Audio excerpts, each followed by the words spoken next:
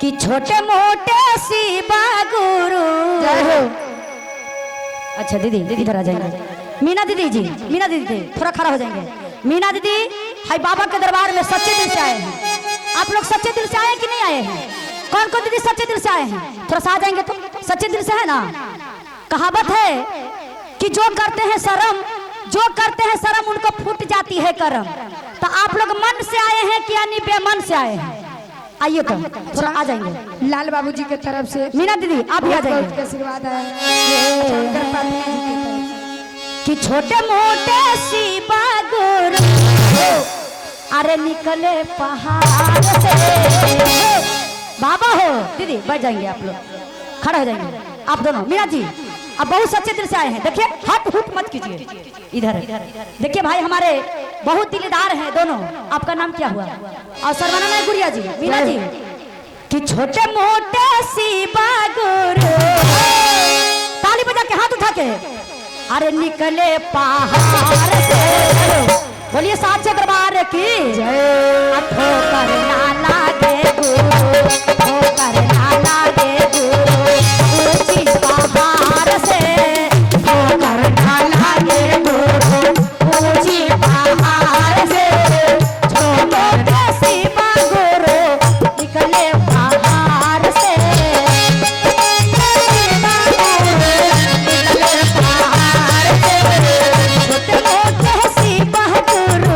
निकले पहाड़ से। ठोकर ना लागे गुरु, ठोकर ना लागे गुरु ऊंची पहाड़ से। ठोकर ना लागे गुरु ऊंची पहाड़ से। ठोकर ना लागे गुरु।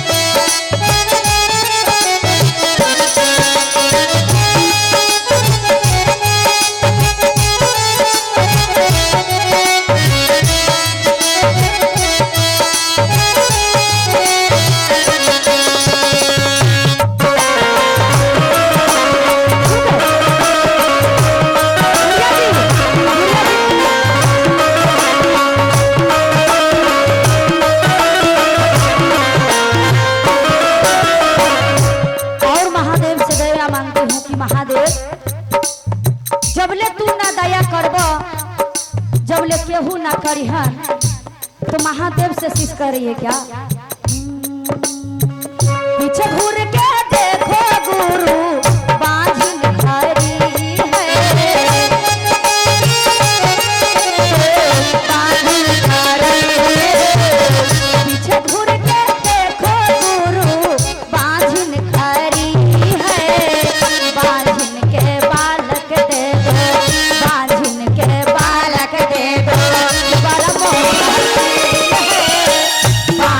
के बालक दे दो परमो सहकील है बांझिन के बालक दे दो।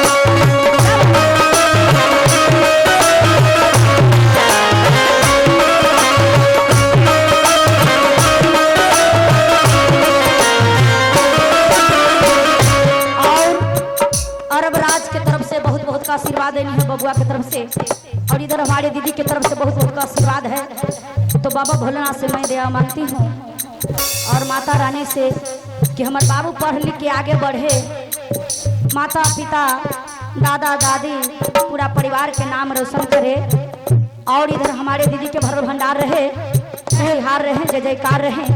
तो महादेव से मैं दया मांगती हूँ कि महादेव जैसे खेसारी भैया पर दया कर लहू, पवन भैया पर कैलहू है ना, और हमारे जितना भी गुरु भाई गुरु बहना पर दया करे हैं उसी तरह से हमरो पर दया कर महादेव। कितनी मुनि हमरो गावे के सिखा दा, दया कर दा, थोड़ा सा कर दा माई। छोटे मोटे सीमा गुरु निकले बाहर से,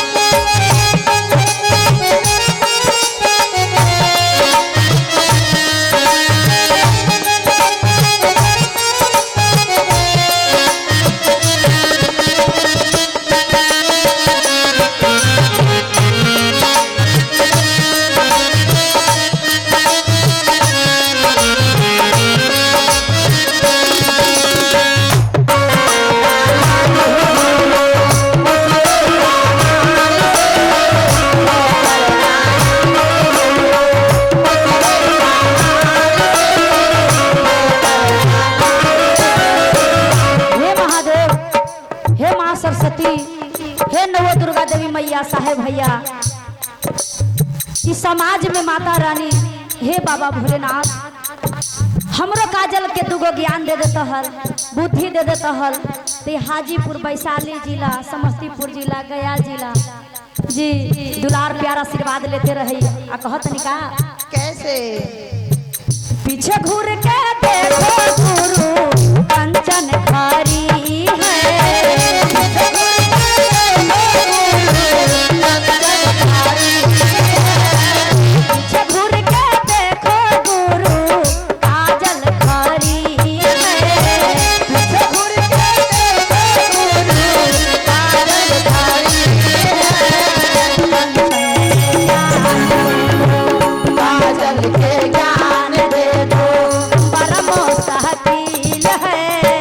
काजल